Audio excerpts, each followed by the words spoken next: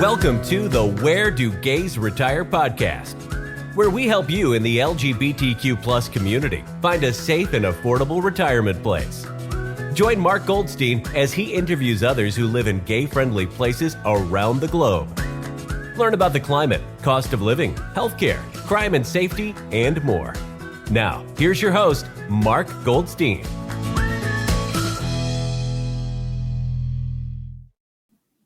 Have you ever wondered what it's like to live and retire in Madrid, Spain? Well, I always wanted to know, and today we're going to find that answer out. We have our guest, Renato Padilla. Renato is a Bolivian entrepreneur who currently resides in Madrid. He has a passion for languages and has found a way to make money from it. In addition to being multilingual, he also has a fondness for the arts, particularly pottery and music. He played in the orchestra of his city in Bolivia and Spain for approximately 5 years. Renato was born in Japan, then moved to Bolivia, where he studied until he was 16 years old. He finished his high school education in Logroño, Spain, and in 2022, he moved to Madrid to start his own Spanish school. Unfortunately, he was scammed and the business failed. But instead of giving up, he kept trying, and now he is the principal of his own school in the center of Madrid. Renato enjoys traveling around the world and is planning to retire at the young age of 25, if everything goes according to plan. Yes, I said 25. So let me tell you a little short story. When I originally met Renato online, I kind of looked at him and said, "Are you sure that you know the topic of this conversation, of this podcast? This is Where Do Gays Retire?" And his response to me was, "Well, I'm going to retire. But I said, Renato, you're not like you're in your 60s. He goes, "What do I have to wait for my 60s? Why can't I retire when I was 25? And I was like, "Oh my God, you have a point." So anyway, Renato, in my opinion, is brilliant. And he comes here with quite a bit of knowledge about Madrid. We're going to take it away. Renato, thank you so much for joining the podcast. And tell the audience why you chose Madrid as a city in Spain, and tell us a little bit about your background. It's it's so interesting. First of all, hello, Mark, and hello, the audience. I think you already said a lot about my background. I define myself as the result of globalization. My parents decided to move to Japan when they were in their 20s. They were 22, 23.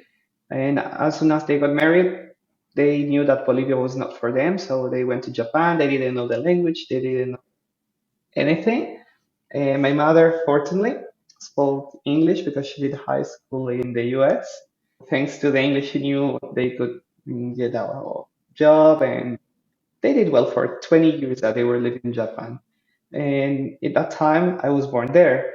But the more they were in Japan, the more they realized they didn't want me to be in Japan. So they sent me to live in Bolivia with my grandmother. So I grew up with my grandma and my nanny. Then my sister came, and it was the both of us, while my parents were still in Japan until I was 11, 12, and then they moved back to Bolivia. And Okay, so they joined you in Bolivia yeah, after so those in years. that period during my childhood, I was only with my grandma, my sister, my nanny. Then they arrived to Bolivia again to be part of my life until I was 16. And at that time, I did principally school and music with the Philharmonic, the Symphonic. I played clarinet, flute. I also did some opera. So I like arts in general. Wow, you're amazing. So how did you get from Bolivia and what age? How did you get from Bolivia to Spain? So you I went to was, school? yeah, I was 16. I was about to do my junior and senior in the American system, but in Spain it's called bachillerato, which are my last 2 years of high school education before university. So I arrived just in that point of my life. It was kind of different than what I expected because I think we tend to idealize the first world coming from Bolivia. And then I realized that we were not doing that bad in the third world because I studied in a religious school, a private religious school, so the level was kind of high for the Bolivian standards. And when I came here, I realized that it was high even for Spain. So I did the law of the minimum effort. So if I can get a nine without studying, and I can use my time to do something more interesting, why should I aim to have a 10 out of 10? It's just 1 point of difference. So I lived like that. I still live like that. And I like it. I cannot say that it disappointed me. So did you go to university? And no, in my case, I did something very specific. It's called Spanish as a foreign language. So in the Spanish system, you can do something that is called un grado, university, and it takes about 4 years. And then you can do a master, which takes another 1 to 2 years. And that's like the minimum people expect from you to have the degree plus the master. In my case, I knew for sure that I wanted to be a Spanish teacher. I already spoke 8 languages plus, Eight, you said. Eight languages. Can you yeah, tell us what languages? yes. I was born in Japan. I was born in Japan, and my parents spoke to me in Japanese in my childhood, fortunately, on Skype. And then when they arrived in Bolivia, we all speak Spanish, but we also have some native languages in the country. Uh, I speak only one of the three that are the most spoken. It's called Guarani. It's also the official language of Paraguay. Like 96% of Paraguay population are bilingual in this language. So it's quite an important language in South America. Paraguay, not Uruguay, right? No, Paraguay. Yeah, Paraguay. Paraguay. Okay. Yeah, yeah. I come also from a city, Santa Cruz de la Sierra, that is next to Brazil. So we have a huge amount of Brazilian people living among us. And I've also been to Brazil quite a few times, and that's why I speak Portuguese. My husband is French. He's actually a French teacher, and he speaks also quite a few languages, and that's why I speak French because not because of him, because he speaks Spanish perfectly, but because of his family, because they don't speak any language. So I had to learn French to communicate with them. And German, I was dating a German guy for like a period, and then I learned German with him. Then I was dating this English guy when I was living in Logroño at the beginning, and I learned English with him way, way better. I spoke before because before I spoke English, but then it got better. And I speak Italian because I love Italy and quite easy for me to learn languages, so why not? And not Italian. And then in high school, I also studied ancient Greek and Latin, which are extremely important for etymology and everything related to the Latin languages. So Spanish, French, Italian, Romanian, all of them are related thanks to Latin and Greek. Wow. That's incredible. I have trouble learning English, and I'm from the US. And here you are, 22 years old, and knows eight languages. It's pretty incredible. So that's That's definitely incredible. Let's talk about Madrid. Why did you choose Madrid as a city in Spain to settle down and live? So the languages is actually the answer to that question because Madrid has an amazing expat community. It's full of people from all around the world. And there's a characteristic in Madrid that is quite beneficial for me. That is that Spaniards don't speak English. If you in the audience want to move to Madrid, don't expect them to speak in English. They won't. So half of the world speaks Spanish. So they think like, why? If half of the world speak my language, should I What learn do I? anything else? Right. So yeah, the same that probably American people think like half of the world speaks English. Why should I learn? The same in Same Spain. So thing. same thing. And yeah, So that's you saw, like, in the back of your mind at that time, you saw an opportunity. oh for sure. Yeah, Oh, I can teach but it's Spanish. Yeah, Spanish Spanish. Yeah, Spanish to English people.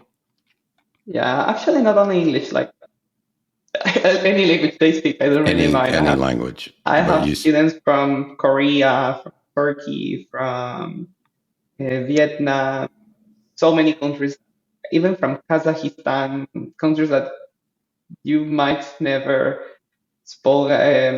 heard about, or even Turkmenistan. This kind of very few mentioned countries, like you barely hear about it. Azerbaijan. It's very nice. so that means so people from all these countries are, that decide to move to Madrid. You have to know, well, Spanish, but you kind of have to know their language too to get them to understand what you're talking about. And I'm sure you have people working for you, right? Yes. That Yes. teach different. Now I'm not teaching anymore. I'm just managing the business. I recently went to Bolivia for a whole month and I managed everything online. So that's part of my retirement plan. And yeah, I mean, my teachers, one of them is from Costa Rica. He speaks Spanish, English, French, Portuguese. The other one from Madrid, she speaks Spanish and English. The other one from Bolivia, actually, he speaks Spanish, English, and Arab. He's bilingual in Arab, which is quite interesting for the business. Then I have another one who is bilingual in Spanish, Italian, but she also speaks English and French. So yeah, I have a good staff. That's incredible. Okay. So tell us geographically, where is Madrid located within Spain, and where is the center city? And so Madrid is not on the coast, it's kind of like in the middle. Tell us a little bit about the geography. Yeah, so Madrid is, as I said, right in the middle. We have something called kilometer cero, the kilometer zero, in which all the all the roads of Madrid converge, and it is 100 meters from my business, which is nice because it's the center of the city. So the center you can divide it in a few areas. One of them is Sol, which is the center of the center. Then you have, according to what you like, you have, for example, Chueca, which is the gay neighborhood. You have Salamanca and Malasaña especially, which is the posh neighborhood. Then you have mm, Retiro nearby to the Retiro Park, which is also very expensive, very posh, and yeah, one of the most expensive areas of the city, actually. Then you have other areas like La Latina that are more alternative.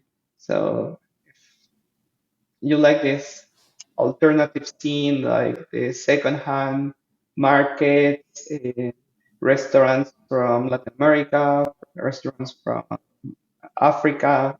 That's a nice neighborhood for that. And that's it. So that's like the little map of the center. Okay, and so there's no beaches around Madrid, so you'd have to travel hours to get to a beach, right? I mean, hours. You can go to Valencia. You could be there in like an hour and a half, Oh, maybe. really? Oh, Yeah, bullet train or speed train, the the bullet fast train. train. Yeah, the fast train. Yeah. Oh, we'll talk So about that. We'll talk about that too. yeah, Okay, so tell us about the climate. What's the climate like in Madrid? I know Madrid, would it be on the same latitude, longitude as like, I'm trying to think, is it Canada or New York? I'm not might sure, might but because they have seasons. might be New York. Might be Yeah. New York. Oh, I'm not totally sure, but it is for sure something different than what I'm used to because I come literally from next to the Amazon. If I Bolivia drive is from my warm. house in Bolivia, I can just arrive to the Amazon in like 10 hours, maybe 12. But Madrid is the opposite. If I'm used to the humidity, Madrid is extremely dry. Okay, but Madrid also has four seasons, correct? Yes, you have the four seasons. So it And does get they cold. are very well marked. Like you feel them. That's nice. I like four seasons. So the trees change the color of the leaves in the fall.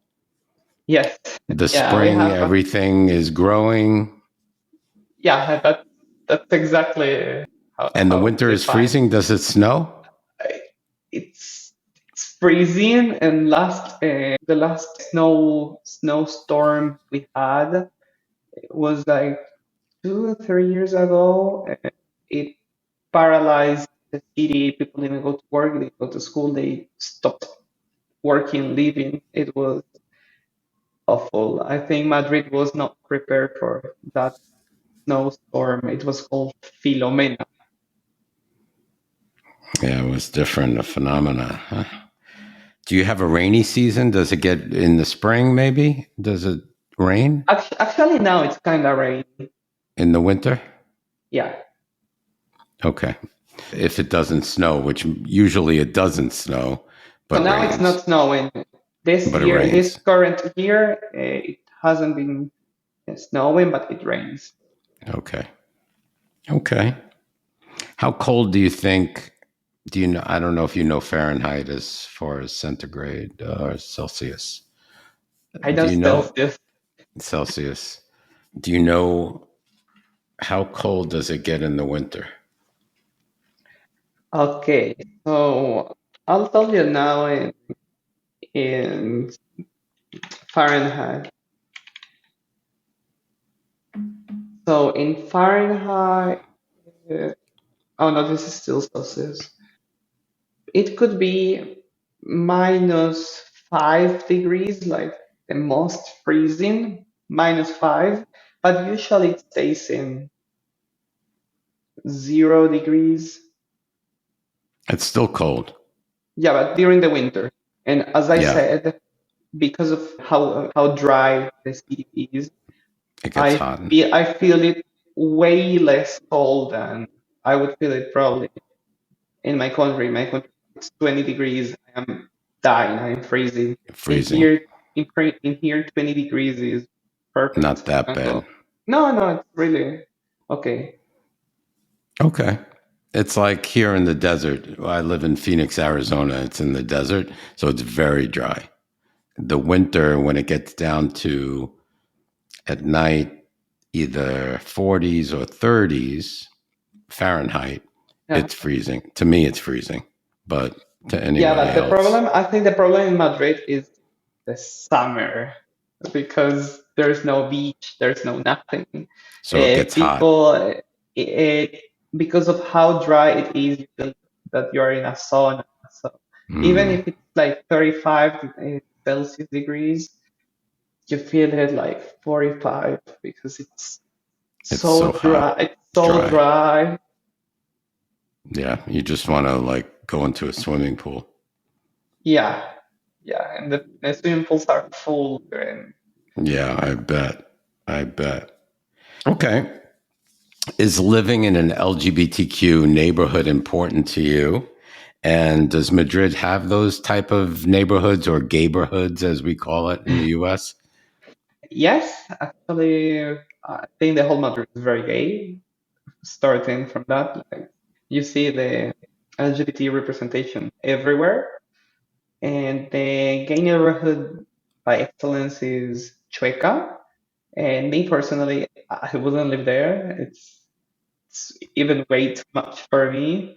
And also because of the gentrification, there's just a few people that could afford living in Chueca. Oh, so the gays Because, came in and gentrified the neighborhood and drove all the yeah, prices up. I think, yeah, I think that's because the landlords realize, okay, we have these gay men that are in their 40s.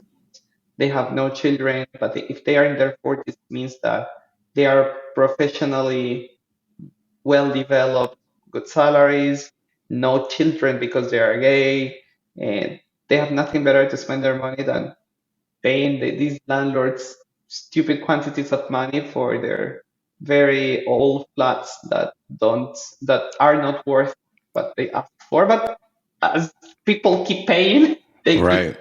rising the price. Right, exactly. I hear you. Okay. So there the neighborhoods exist, but you wouldn't particularly like to live there. That's fine. Do they have lots of gay bars Oh, for sure. Yeah. and are there gay restaurants I don't think there's or like just gay gay bars restaurants. that The have gay food? bars, yeah, yeah, exactly. Gay bars that serve some food. That's exactly how. Okay. And are they in usually in one area or are they spread out within Madrid all over And no, they are in Chueca. in the gay They are in neighborhood? the gay neighborhood. Okay. All right. So how easy or difficult would it be to make friends in the gay community, in the queer community? I think it depends on how extrovert you are and how well you connect with other people. In my case, I am extremely extrovert and I have lots of friends. And the gay friends I have, I didn't even know that they were gay because I'm very oblivious. I mean, we are not friends because we are gay. We are friends because we are nice people that like other nice people. In my case, especially, I don't really need or feel this much contact with the gay community.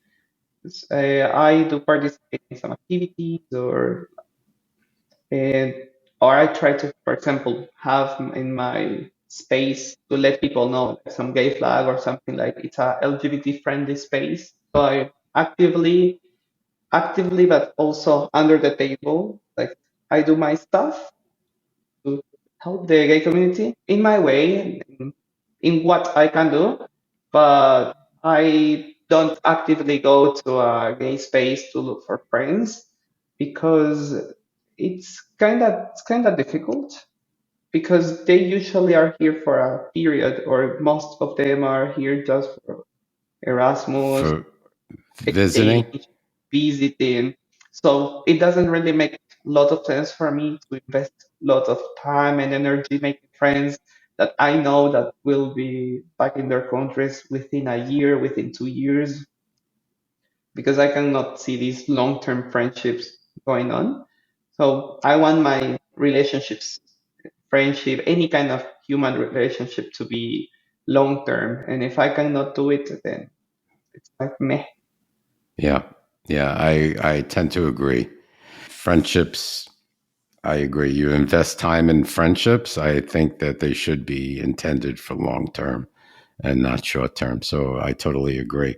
And the thing is, probably in Spain, and just thinking about it, that it may not make a difference like it may in the United States, because there's a lot of there's a lot of stuff going on in the United States, let's say, that makes one uncomfortable sometimes being around non queer folk or gay folk, LGBT folk.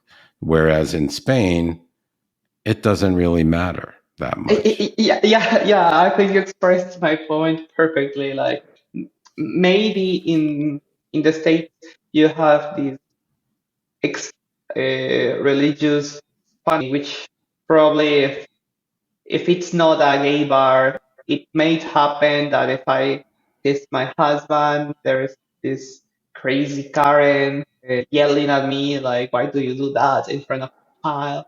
And Exactly. in Madrid, it doesn't happen. So I don't need to seek for a safe space because Madrid is itself a Safe. safe space. So maybe that's why I don't feel the need to be in the gay community, as I see Madrid as an extremely gay friendly. Wow. That is refreshing. It totally is. It makes such a big difference too in the way you live day to day.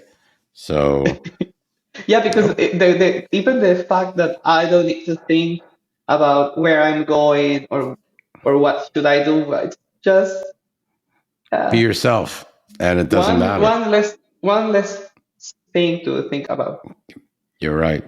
You're right. Well, you're a smart guy. So let's talk a little bit about, is speaking Spanish a must? Since this is this is your field.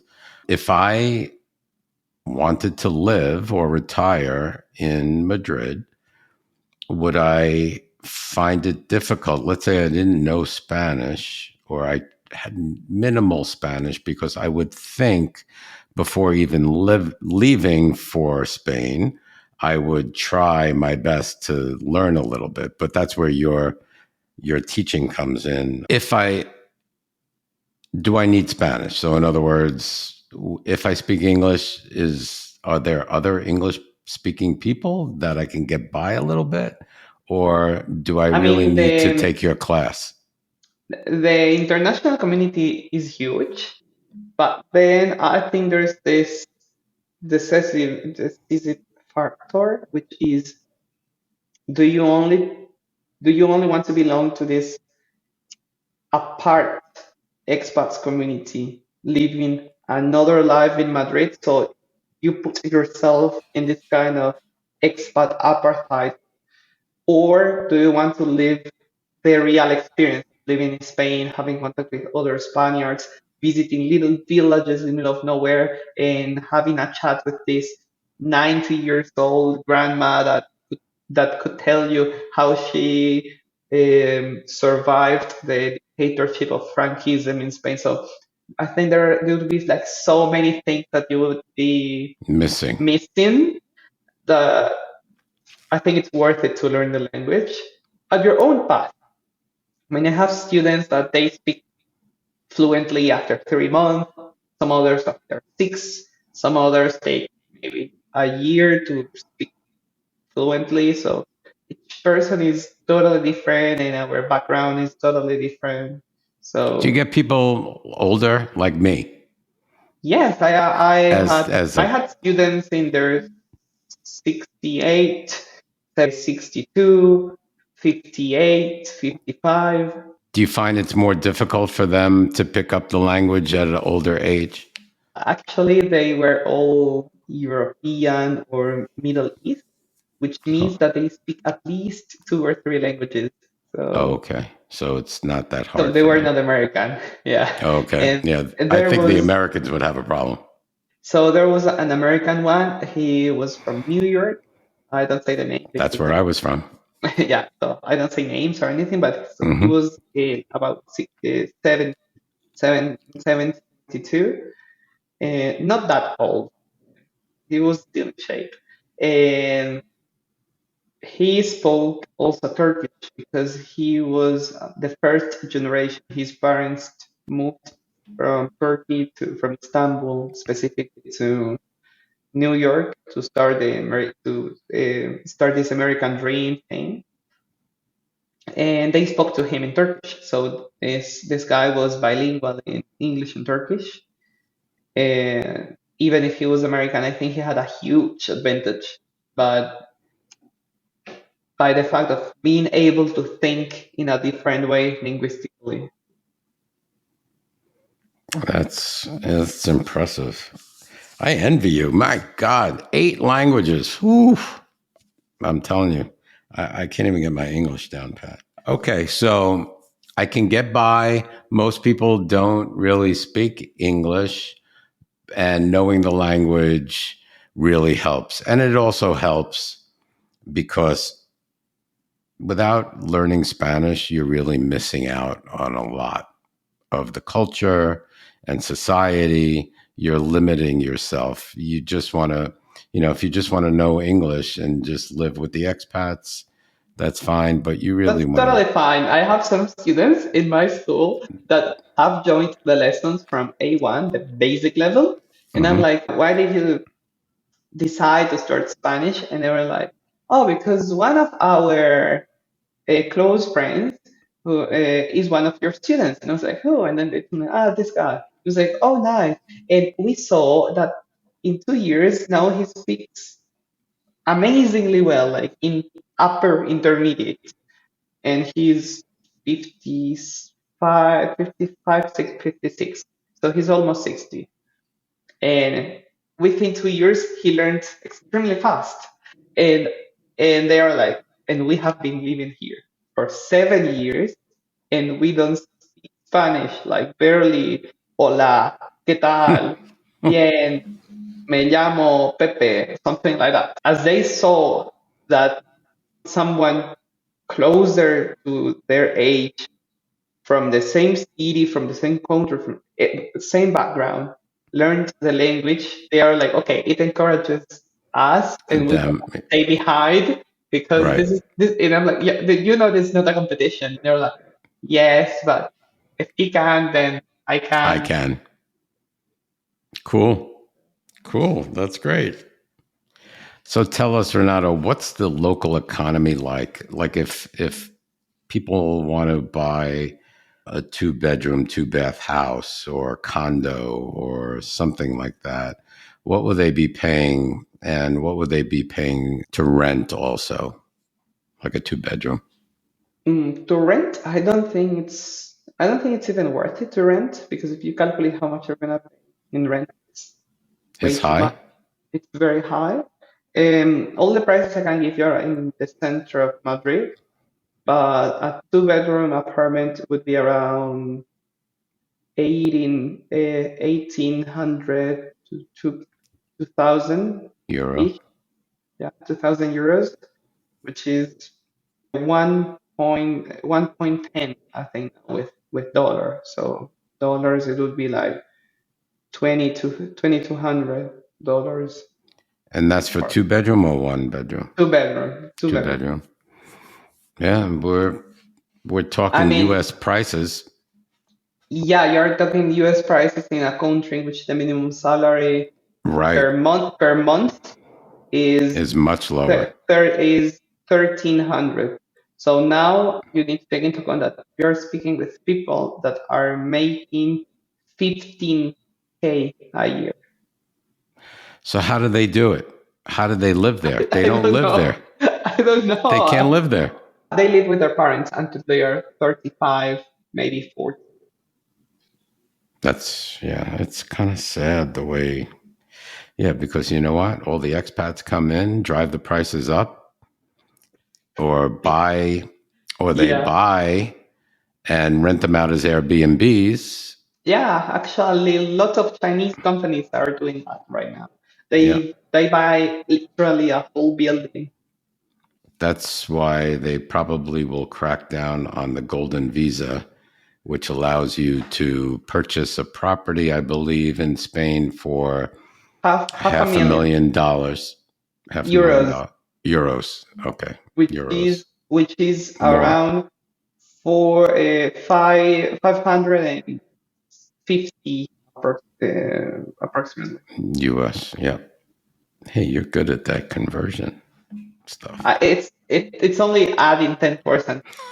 So But you're good. You're good.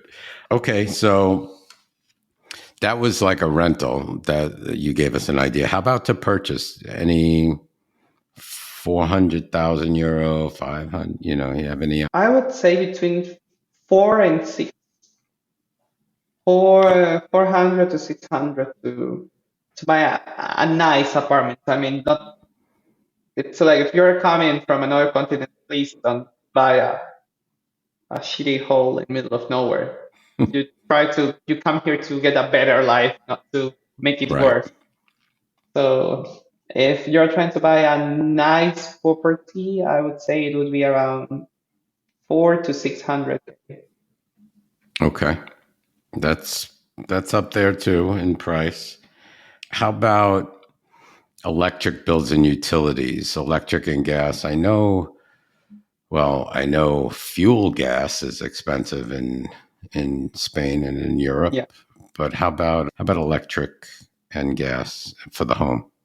I I think I pay around six 60 euros a month in electricity, and gas it could be around 80. It's more. Yeah, Okay, gas because is I expensive now understand because of the war with the Russia. war. Yeah, that's what in fact, just got off with my Amsterdam interview, and they said that gas prices have gone up because they used to get their gas from Russia. Yes, very cheap. Yes, very cheap. And now that there's the war in Ukraine, they're not getting the gas from Russia, or it's more expensive. No, they are just not getting it because the European Union decided to ban anything that comes from Russia, and it would be a little bit how do you say Hypocritic, hypocrite, hypocritical. hypocritical from them to ban Russia everything except the gas. Right, right, right. Yeah, I agree. Okay, and how about water bills? I think we don't pay them. I mean, as a tenant, I think I don't pay They're water. included in the Yeah, rent. yeah, it's included. Okay.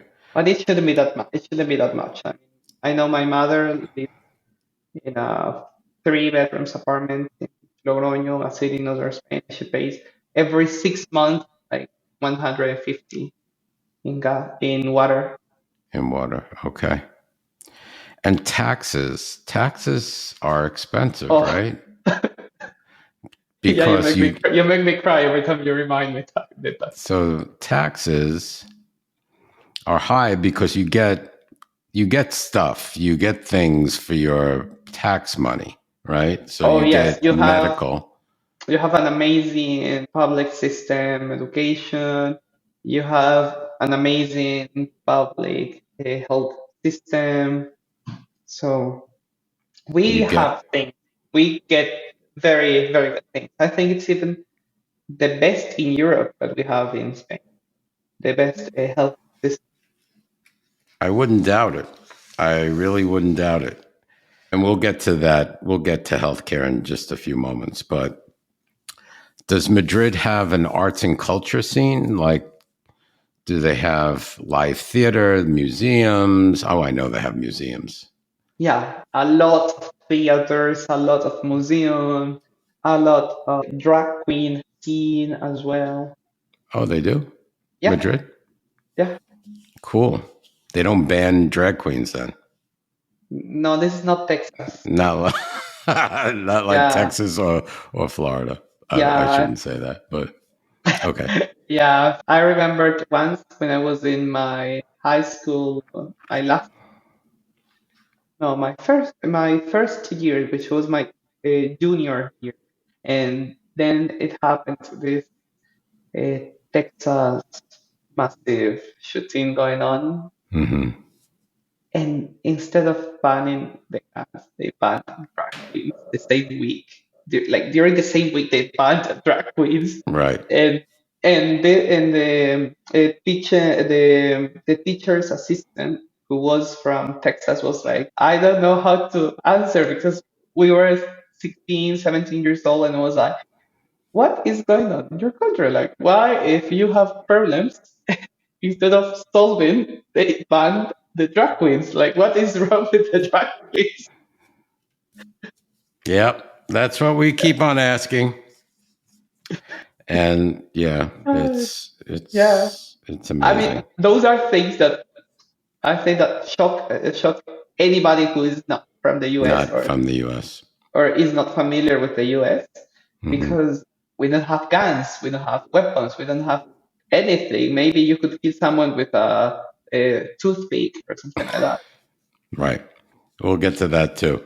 But as far as arts and culture, you have movies, you have theater, live theater, you have opera, you have basically everything at your Everything, and disposal available also in English. available in English. Oh, I that's always go. interesting. I So always you could go to go. a movie in Yeah, I English? go to watch. I actually every time I go to watch a movie, I watch them in original language. It doesn't matter if it's Italian, English, Russian, whatever, because they project them in the original language. There are like two cinemas that project the movies in original language, Wow. and Yeah, one is 2 minutes away from my house, so it's perfect. that's great. That's great. Okay. And I remember for the theaters. theaters, right now we have the Book of Mormon also in English, You have the what? musical. Oh, The Book of Book of Mormon, Mormon? the Cool. musical, also available in English. Wow. And that's live theater? Yes, sure. Oh, wow. So you could see live theater in English. Woo. I mean, Okay. it's in Spanish, but you can see the subtitles Okay. upstairs. Like there are huge It translates. screens where it translates everything going on. Also in the opera, if you go to see Suela, that is a kind of Spanish opera, and you also have access to the English translation of everything going on. See, I always wondered about that. You just answered my question because I said, you know what? If I move to Spain and I'm really, I'm trying to learn the language and I really don't know the language that well, and I wanted to see like a off Broadway show like Book of Mormon, how would I understand what they're saying? And Yes, then I you will. They realized a long time ago that lot of the public that they get is not from Madrid, so they had to solve it. got it. So when I was in Spain in 1982, they had bullfights. Is that still something that they have? Yes, it still exists in Spain, but I think it's like the white elephant, Yeah, our white elephant, which is there. We just ignore it. because people really don't like Yeah, killing bulls, and no. yeah. We like So eating balls. I mean, they taste nice. They taste. Yeah, I love it. I mean, the bull meat. I like it, but I try not to think about the process. right, okay, all right. So getting into food, do you like? Are you like a foodie? Are there? Yes, I'm sure Madrid I'm very has foodie. Madrid has wonderful, wonderful restaurants. Tell us a little bit about that. Can you get any type of food, any type of cuisine in Any, Madrid? literally Anything. any. Yeah, my favorite ones are the Japanese, the Italian, the French cuisine, and also there's a lot of Ethiopian, like not only Ethiopian, but from lots of different Africa. Senegal, Zimbabwe, a lot of Moroccan restaurants. There are two really good and authentic Turkish restaurants. There's also a Korean one. I don't really like the Korean style, but I have been to them. They are authentic. So I authentically don't like the Korean food. It's real, which it's How about important. Spanish food? I remember when I was in Madrid. I remember, and it's so long ago. 1982 is a You long probably time. went to Restaurante El Botín.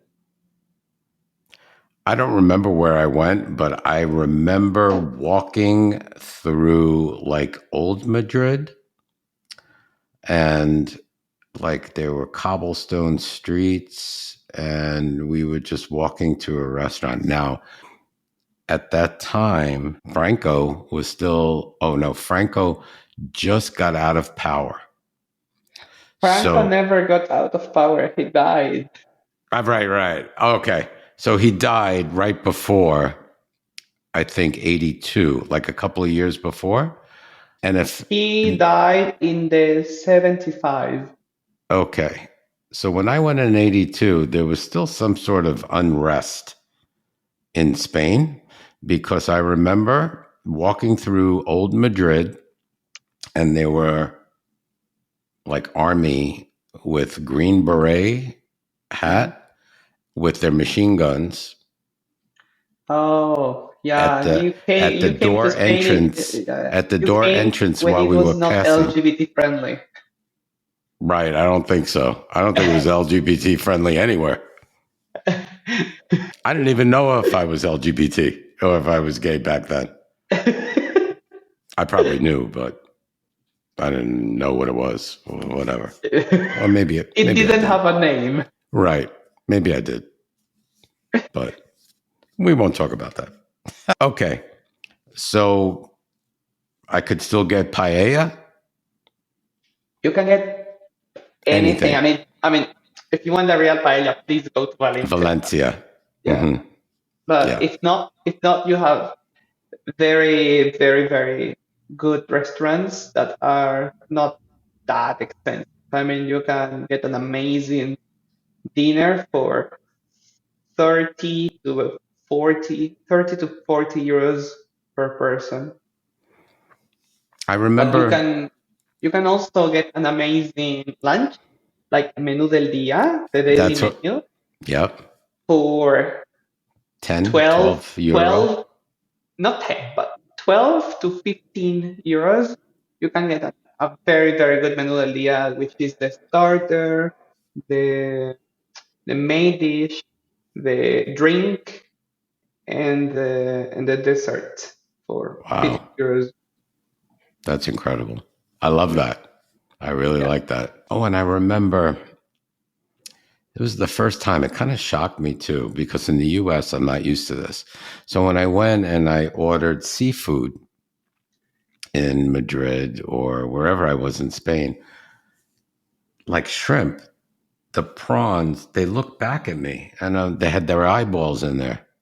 They still had the full Oh, fish. wait. It's not normal to have the full fish? Oh, no. In the US, you don't see like a shrimp, you Ah. don't see eyeballs on the shrimp. Oh, that's weird. I'm so used to eat it like that I That's what I said. When I went to Spain, I was like, they're looking at me. Why are they staring at me and they're dead? because they are judging you. Yeah, they're judging me. And I'm like, You oh, killed me I don't want to eat you. and you still eat it And I still ate them because and it it's was so, still delicious. it was delicious. It was. I loved it. Yeah, I remember the seafood in Spain was just really, really, really good. And now Really they good, have really good. tapas. I don't even think tapas was invented back then when I was there. Maybe they were invented. Let's see. I'm gonna go I check. don't think so. I think that became a new thing. I don't know when that happened, in the 90s or 2000s maybe. But tapas is very, I don't know if Okay, is it so common in Madrid as well as in it Casa de, seems like to be Malaga? okay. So it seems to be that the tapas exist in Spain since the 13th century. Oh, okay. So it didn't come to the U.S. for a while. It wasn't Yes, wasn't it didn't. popular in Yeah, the yeah, yeah. U.S. Probably it didn't go to the US. And That's then we copied you, or somebody went to Spain and said, "Oh my God, this is really good. Maybe we can sell this in the U.S. Little plates." Ah, yeah. so Yeah, but probably you did something different because in Spain, what we do is you go to a restaurant, you get your drink, and they serve you the tapa for free. So that's the idea of the tapa to accompany what you are drinking. So it's normal that maybe you're not paying the real price. You're not paying the 2 euros that it values the beer, but you are paying 4 or 5 euros for the beer, but you have tapas. So nobody cares if there's an overprice in the beer or drink or whatever because you get tapas. so the difference is in the U.S. you're paying for your drink and you're paying for your tapas. And So you are paying 20% for the $20 for tapas. no, and plus 20% for tips. Oh yeah, 20% for tips. And again, We don't tip, and we don't tip in Spain. Don't tip in Spain. Like it's not normal. Like it doesn't happen. We don't have, and there are regulations about work in which people can arrive to the end of the month with their salary. So we don't need to obligate the client to give a tip. so they pay their workers a proper wage to live, so they don't In which so the require work, yes, so the they worker don't is not require the 20% tip. extortionating you. Yes, exactly. And another thing, tell me about, so let's say I'm sitting at a restaurant in Madrid and I'm finished and I'm waiting and waiting and waiting for my bill, for my Oh yeah, check.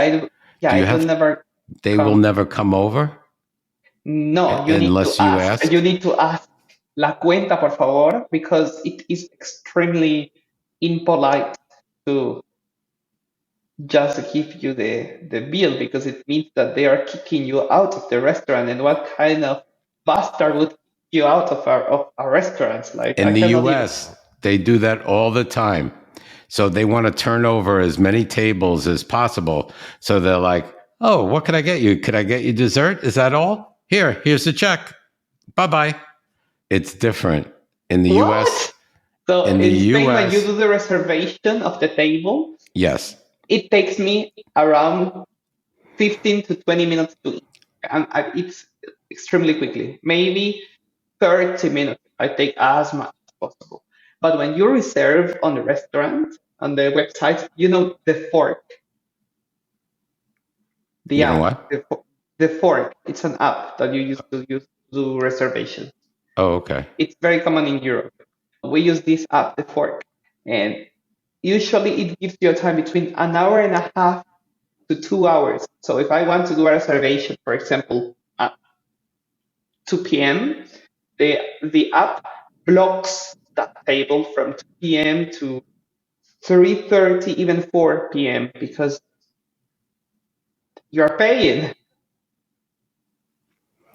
Okay. So the difference is in the US, you make a reservation for 2 p.m. 2 p.m. is it. So let's say you get in at 2 p.m., you have your meal, and maybe by 3 you're out. I Because pray.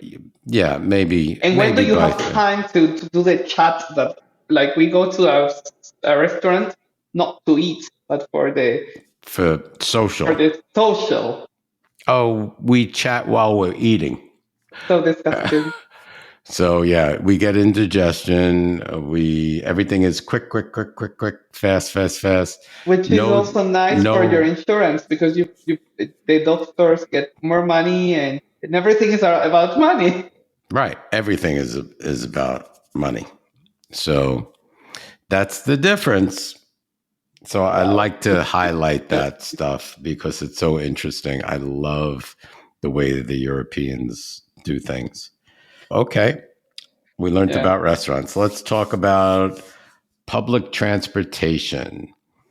I know in Spain, they have local trains. They have high-speed bullet trains that go to different cities. In fact, when I was going to go to Malaga, was going to fly into Madrid and then take a fast train. I forget, directly to Malaga. I think they have one. Either that or Valencia. I was going to go to Valencia too, and they have a train from Madrid to anywhere. Yes, that's how it works basically. Because of our location in the map, you can go from Madrid to anywhere. That's extremely easy to arrive anywhere. And And I it's know there was, I forgot the name of the station. There is a specific Atocha. Atocha.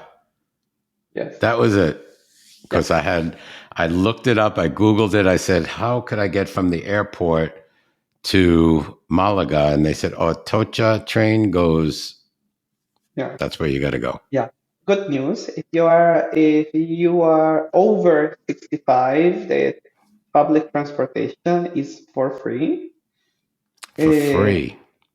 when I say the public transportation, I mean only in Local. the local transportation, which is still a lot, still a Right. lot, and it works amazingly well. But maybe you don't even need it because we do everything Foot. by foot. You could walk. That's You another can thing I walk. wanted to talk about. Yeah. So Everything is walkable, right? yes, So you could walk to the market and buy food. sure, Okay, because here is sure. different. I mean, I You have walk to take a car. five minutes, maybe. No, maybe less, like 3 minutes to the market. Everything in the US is car centric. Everything is a car. I don't even have the car license, so you can imagine. Okay, so you could walk to the market. Can you walk to the drugstore, pharmacia? Sure. You okay? Can you walk to the doctor, Yes, you can walk to the the hospital? hospital. Hospital? See, this is what I need. This is my dream of a type of place to live, because I hate to drive and there's so much traffic in the US in certain cities that it's just insane. So if I could walk, like, picture where I live, I could walk us. I live in a I live in a midtown, downtown area. So I could walk to just a few restaurants, maybe 1, 2, 3 restaurants. I'm lucky that I have a pharmacy in my building. I can't walk to the grocery store. I can't walk. You need a car. So, yeah. So in my case, I don't know how to drive. I don't have a drive license. I would be very fucked up in the US. Okay. You could walk to almost everything Yes. in Madrid. And for the things that you can't walk, you take the subway or you take the metro. I mean, you can walk for everything. You just take the metro if you want to take that specific restaurant that you like that is Right. extremely It's far, far.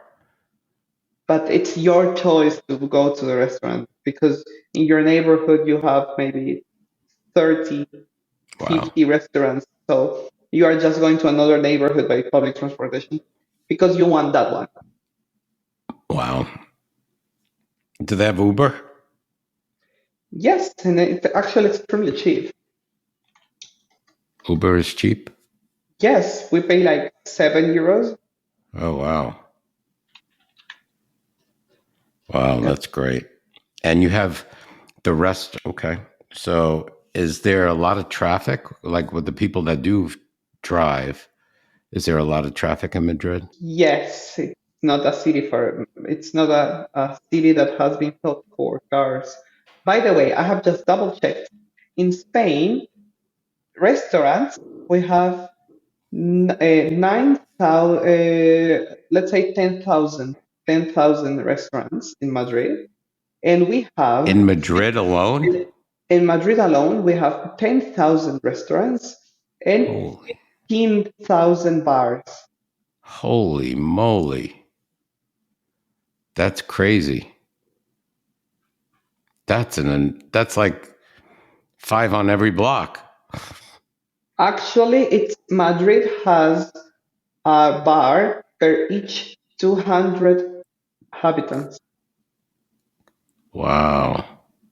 That's a that's an amazing amount of bars. Wow. And okay. Yeah, yeah. And you have buses as well as trains? Buses, train, metro. Yeah, we have. Airport. How close is the airport to where you live? I mean, if I am in a rush, I pick an Uber, and the Uber is gonna charge me around 18 to 20 euros, and it will take during the night, because if I take an Uber to go to the airport, it's because it's Uh-huh. very maybe 2 3 a.m., and it would take around 17 to 18 minutes, Wow. maximum 20 minutes. And if it's during the day, then yes, it could take like 30 minutes. How far is like the Atocha State train station to you? It's 20 minutes walking from my house. Okay. Okay. And That if is you take, for example, Sol, like which is the central point, to uh-huh. Atocha, it will take you probably 20 to 25 minutes to be there in Atocha. Wow, that's great. So, if you work, is it important to live by your work or does it matter because there's so much there's so many different options for transportation? I mean, me personally, I live 5 minutes walking from my place of work. It's convenient.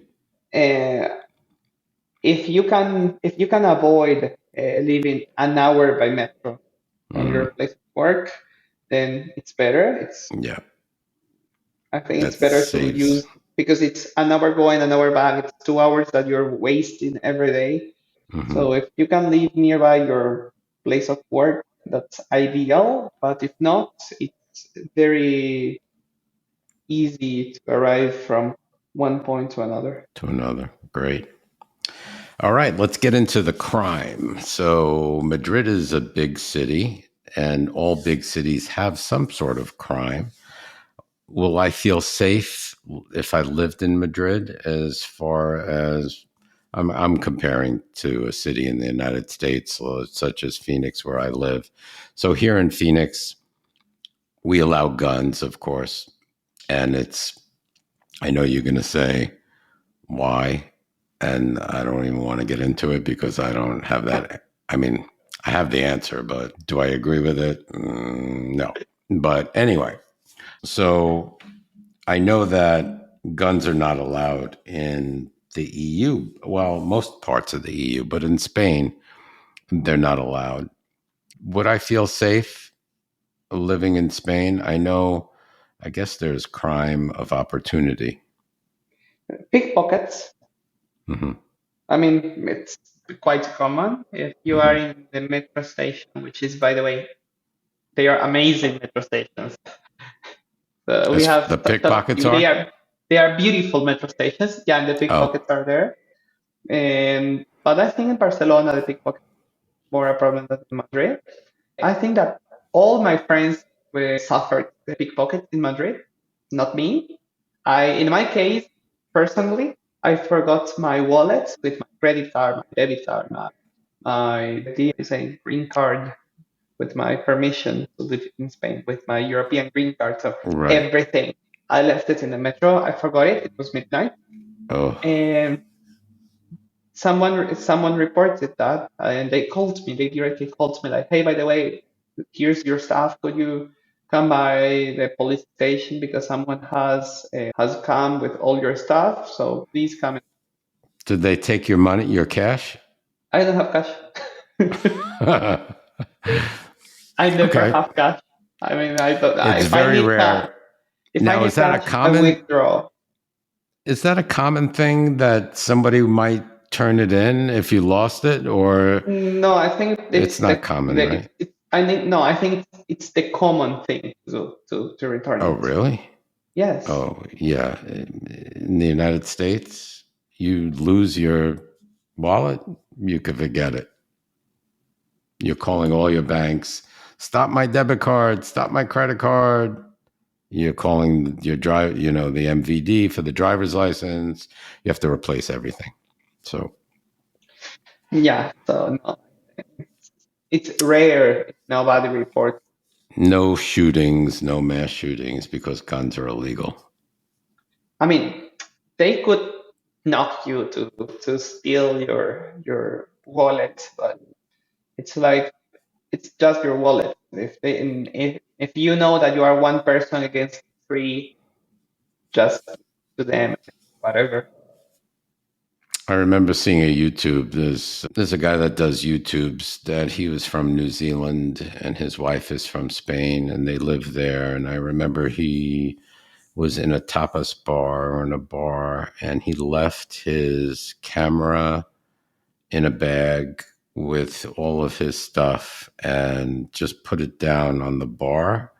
And in a snap second, somebody took it and stole it. And it was like over $1,000 worth or 1,000 euros I worth mean, of please stuff. don't leave your stuff that looks like 1,000 euros on the table that with a cartel with a little sign that says, "Please steal Steal me." me?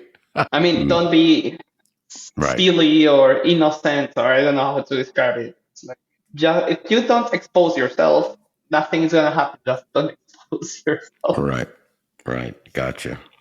So, and pretty much I'll feel safe going out walking my dog if I had to in the middle of the night. For Really? sure. Yeah, I go Okay. out at 2 or 3 a.m. Like I go to party and I go back to my place alone at 4 or 5 in the morning And you feel alone. safe? Sure. Well, that's different than here because I mean, I can you're always scream. If something is happening, I can always scream. And there's always people around. It doesn't matter if it's 3 a.m., 2 a.m., 5 p.m. If I scream, people would help me. So, And how about women? Like women feel safe too, right? Walking yes, at night? yes. It's interesting. Very interesting. It's different. So we have a different mentality as far as that's concerned. And supposedly you were a colony of the UK, so you are meant to be as European as we are. Yeah, I don't know what went wrong. The money. The sexual Everybody's money investment hungry. happened. Okay. Tell us a little bit about healthcare. Do you think there are enough doctors to accommodate the population in Madrid? For doctors, is there a long wait for doctors? I have a private insurance, so in my case, I I just need to call the doctor literally on like this on a video call. I see the doctor, he sees me. I don't even need to go to the center. And if he sees that it's not as easy as I don't know, a receipt with antibiotics, something, or just get this medicine and you'll be fine. If it's something more serious, then he would be like, okay, so come to the emergency and maybe it takes me like 2 or 3 hours waiting, or maybe it could take 30 minutes. It depends. Or for example, if I need a specialist, Hmm. uh, probably I don't get it today, but I can get it tomorrow or next week, the latest. And that's private insurance. Private insurance. And if you So, want the public insurance, it depends. My father, he got a stroke. He was in intensive care for 31 days, and we paid 9 euros because there was one medicine that wasn't totally covered. So it was covered like 95% of the medicine. So we had to pay 9 euros because it was full covered. And that's it. So probably in the US, I would have paid something like 10,000 a day or something like that. So I had to. sell my soul and some kidney. You're right. It's sad that people could go bankrupt because of healthcare here in the U.S. So, okay.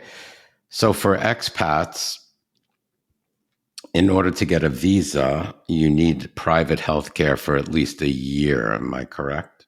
Yes, for at least a year. Yeah.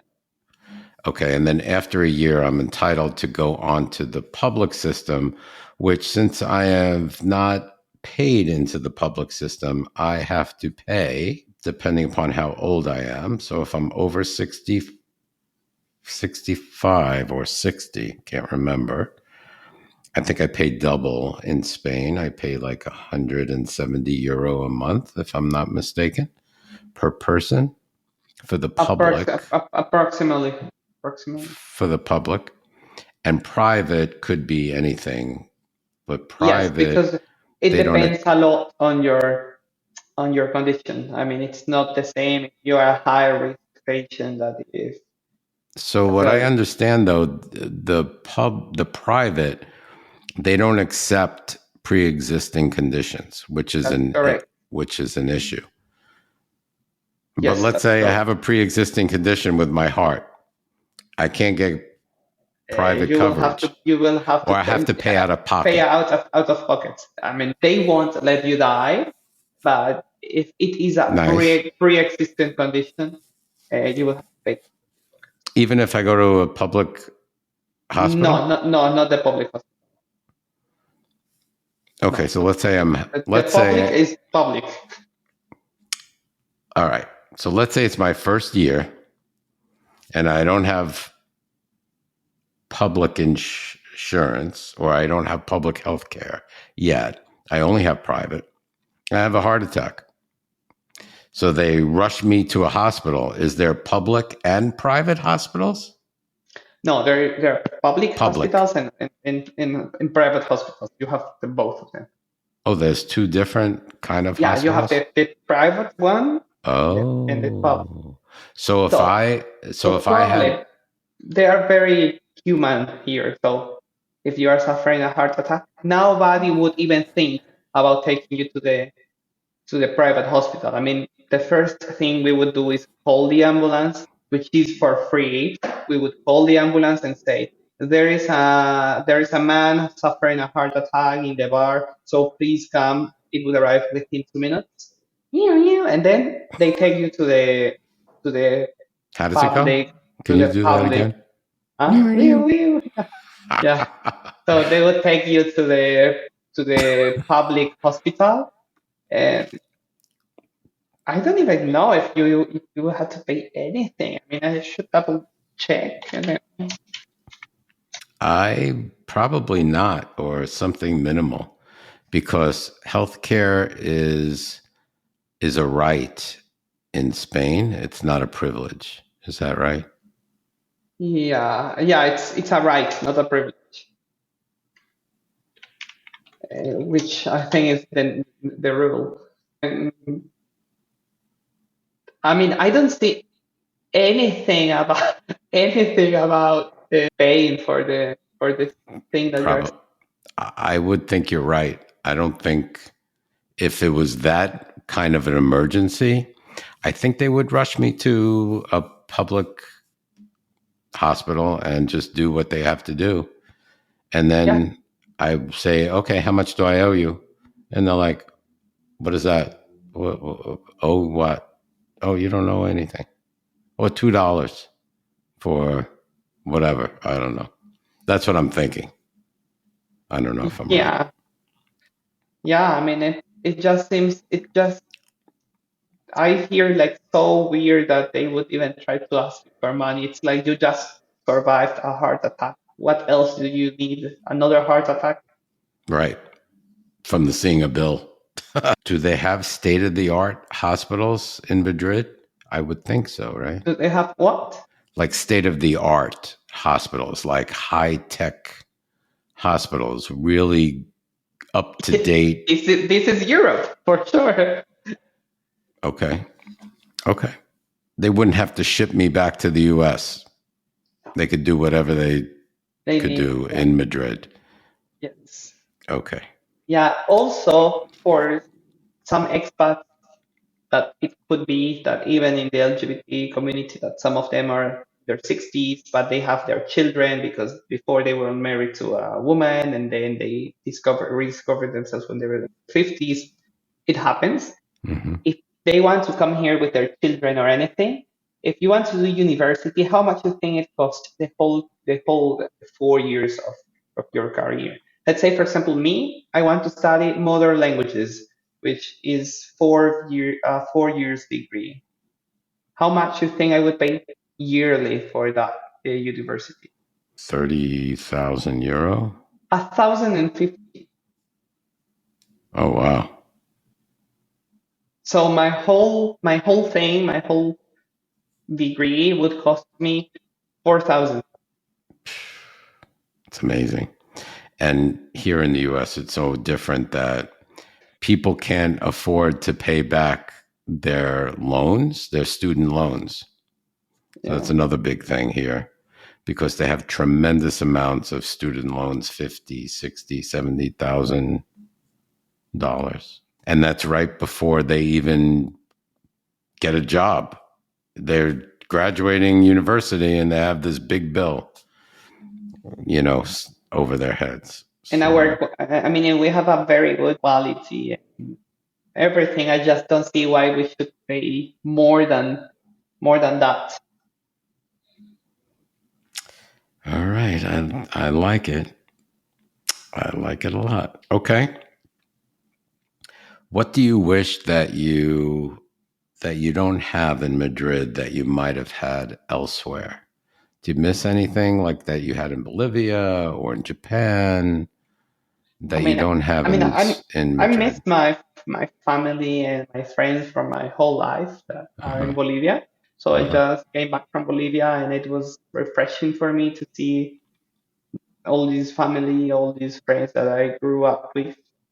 So I think it's a pity I cannot share all these adventures and things and experiences with them. But I think it's part of being an expat. Such a shame. We are not Hannah Montana and get the best of both worlds. Right. How far is Bolivia from Madrid? Like in Not hours? not not that far. It's 12 hours away, Not too bad. Because it and would take, there's direct flight from Madrid to my city. Direct. okay, because from the west coast of the United States to Europe to like Madrid, it'd probably be with connections and everything, 17 hours. Oh, but you need connections. Yeah. Where I Okay, am. so So yeah, we that's have to connect somewhere. Unless if I was on the East Coast at New York where I used to live, I could go probably nonstop yeah. to Madrid, but not from where I am in Phoenix. Have to stop somewhere in the country in the either mid or on the East Coast. Okay, because Madrid is very well connected. So if I want to go Madrid, Brazil, Madrid, Bolivia, Madrid, mm, Peru, Madrid, Chile, direct flights, non-stop flights. So I shouldn't even need to worry about connecting. Nice. Nice. Okay, so do you, besides family, you don't miss anything? I have everything here. So I You mean, have a I point. can. I mean, whatever I miss, I'm sure it's here. It's It's in here. here. You have a good point, Renato. All right. So let's also, do you know how to obtain a visa? Sure. What kind? Okay. So I have let's many kind let's of visa. let's talk, since our audience are probably more retirement visa, Non-lucrative, I guess. non-lucrative visa. Yes. And can you tell us briefly what the rules are there and how do I get one? So you need to show that you have money in your bank account, a certain amount of money that is different every year, but it totally depends. I mean, the information is public. You can check it on the internet. But let's say that you are coming with your partner, so maybe you will need to show 30, 30 to 40K for both of you to prove that you can live without depending on the Spanish state, because the only thing that they don't want is you to ask for money to the Spanish state, nothing else. So Right. you You don't come want to here, be a burden. yes. So if you come here with your money, you're paying private insurance, and you do you. So it's totally fine. They will give you the visa easily. It's really easy actually for the American people to get visa to come to Spain. They just need to do they just need to follow the right steps to obtain it.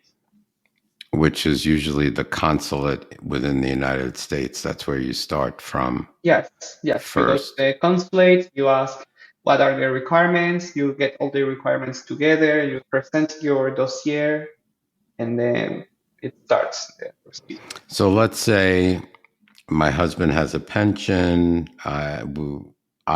I'm going to be collecting Social Security. I'm still working right now, but let's say I stop working and I collect Social Security. So I have that income, plus I have savings, like, retirement savings. Savings. Would that be That's more than enough. okay? That's more than an average Spanish person has. So Okay. Because my Social Security, again, we've been paying since I was started working when I was 17 years old, and now I am 66. So I've been paying into the Social Security system in the United States all these years. So now when it's time to collect Social Security, I should have a decent amount per month, you know. yeah, I mean, So, take into account that people make 1,200, 1,300 a month in here. So you can, if you can get, let's say, 2,000 per person, you can live a good life in Spain. So oh, if you as a couple make 4,000, 4 to 5,000 monthly, you are gonna have a very good life. just trying to think in my head. And monthly between both. So It means six. 60K per yearly per How much? both. How much? 60K per year 60K per year for both. And I yeah, think if you're married, for they having a it's very not good life. double. It's not really double, but what they No, ask for the visa. I mean it's not double, but I'm saying like a very high amount. Like Oh, that's pretty good. you are not gonna spend that much. Imagine your rent is 1.5. Uh, uh, if it's only the two of you, you can get 1.5 place. You spend, let's say, 1,000 restaurants because you're really a food in everything. That's 2.5.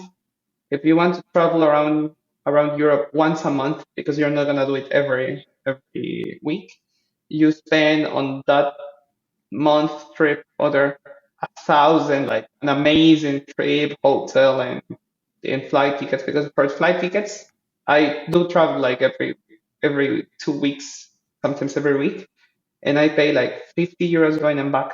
Madrid, Rome, Madrid, Paris, Wow. Madrid, Frankfurt in Germany, Madrid, Lisbon for 30 euros going and back. That's great. So that quantity of money is so much that you wouldn't even know how to spend it in Spain. That's great. Yeah, cost of living, it's pretty good. Okay. And I know briefly I don't know if you know this, but different parts of Spain have, well, I know you know that each part of Spain is its own autonomous region. Yes, And it's very similar to the federal laws that you have. so each autonomous region might have their own rules and laws. So when it comes to taxes or wealth tax, some autonomous regions may charge you wealth tax, some autonomous regions may not. Yes. Okay.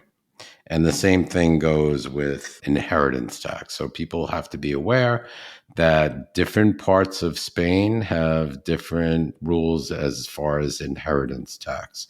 So definitely speak to a lawyer about that as well. Yeah, because there are so many regions that, I mean, it doesn't make any sense that I give any information because No, this is whatever I like, say is only valid for Madrid nowadays. It may change in 6 months. right. And isn't there, I don't know if there's like 32 autonomous regions. I'm not sure Yeah, how many. Something there's like, a lot of them.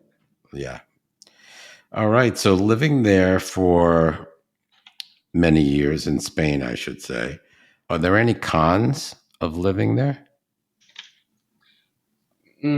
Such as, How about bureaucracy? We haven't spoken about that. mm, Like I Spanish mean, as I speak bureaucracy. Spanish, it's not that bad. That's true. You have an advantage. You have a big So, and, advantage. and when my friends and students they need my help, I just go with them and translate. Or they just call me when they are with the officer. I just translate. So I don't really. I mean, cannot really speak uh, for a non Spanish speaker expat or how they feel about that. But in my case, it's not that difficult. I just go and solve it, and everything is easy. But I do realize that they don't speak English. So when I go, a lot of times it takes me twice the time that I meant to be there because I try to be kind and help some other expats that are there and they try to figure it out what's going on and they don't know even where to start to fill the documents. Yeah. I think in that kind of situation, the language is extremely important. Yeah. Yeah. Because there's so much bureaucracy. And I hear stories where you can go to the office to get a document and then they say, oh, you need this. So you come back with that, what they asked for. And then And they're they ask like, you for another thing. first, another document. And that Yes, keeps on happening a lot. very common, very common. And yeah, frustrating, especially for people in the US. Oh my God, we have no patience for anything. If you come to Spain, you need to learn patience Yes, yes, I know that. because you cannot solve things with money. So this is not the US. You need in here everything works on its own. You just need time. Yeah, time, time and patience. So, Renato, in wrapping up, what would you say to our audience if they were thinking on relocating to Madrid? I would highly recommend them to have a session with specifically a taxes lawyer because I think it's very important for these American people to know what's going to happen with their money if they move here. Because I think it would be a shock if they move here and they realize that 25% of their inheritance is gone or something like that. So I Mm-hmm. think they should consider every aspect before relocating, the taxes, the health, the language. Try to start learning Spanish. If you can start since you even consider Spain like you want to move here in 2 or 3 years, start now. So you are not gonna be shocked when you arrive here.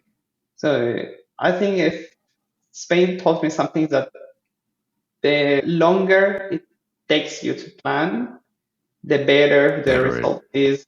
I wouldn't recommend to anybody to come to Madrid just because it's a nice place. right? Come to Spain because it's sunny. You can get a sunny place in Bali or Cyprus or Greece or wherever.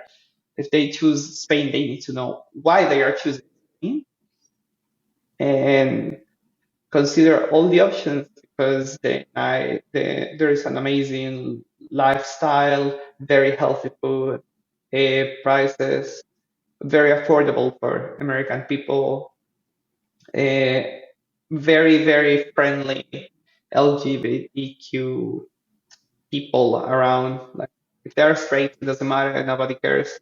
Whatever you do is your business, so nobody's gonna Mm-hmm. tell you anything. So those are the good things and the bad things. I mean, at least for me, the success because That's great advice. I pay lots of them.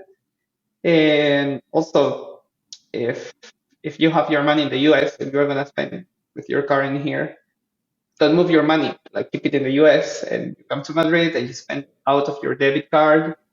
As you didn't transfer the money, you are not paying taxes on the money that you have in Spain. So there's like a Right. few things that you just need to use the logic. It's not There's a lot of things rocket. to think about. It's not rocket science. There's a Right. lot of things that you can figure out by yourself. That's great. That's great advice. And you, my friend, are an amazing person. You're 22 years old and accomplished what people dream about accomplishing in a lifetime. So kudos to you. And I hope your dreams and goals come true and you're able to retire at 25 like you plan. I hope your business is successful. And speaking of business, where can our audience find you? Now, you only teach Spanish in Spain, correct? You don't do anything online. We do online. We have lots of our students that we have never met in person. Oh. Eh, Oh, so Yeah, where could our audience find you? What's your website? it's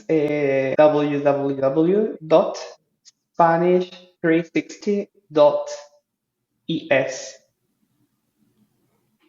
España. www. Yes. Yeah, Okay.